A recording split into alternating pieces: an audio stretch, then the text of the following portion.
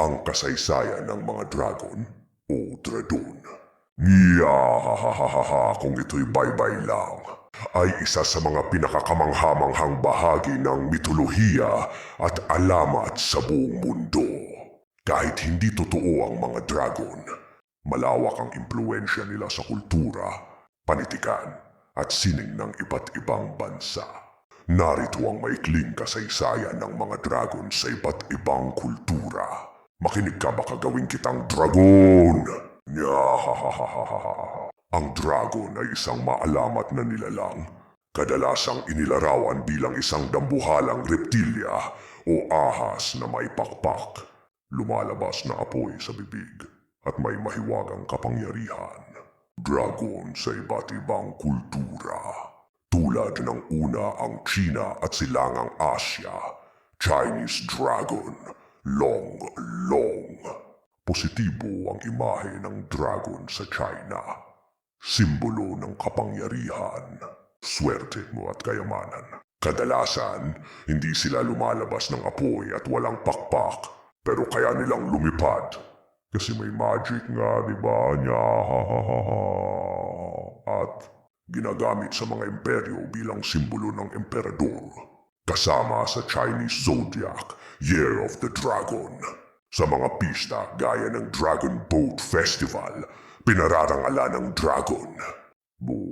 Europa, Western Dragons. Karaniwang masama ang dragon sa kanluraning alamat.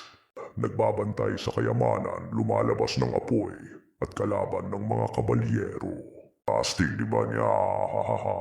Halimbawa, ang alamat ni St. George na pumatay ng dragon para iligtas ang isang prinsesa. Sa panitikan, lumabas ito sa mga akda tulad ng Beowulf, Old English Epic, The Hobbit ni J.R.R. Tolkien, Smaug. 3 sa Pilipinas at mga katutubong alamat. May mga alamat sa Pilipinas na may halin tulad sa dragon.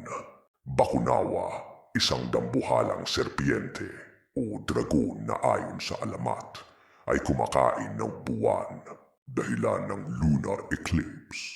Sa iba't ibang tribo, may mga nilalang gaya ng Minokawa, isang higanteng ibon na minsan ay iniuugnay sa dragon.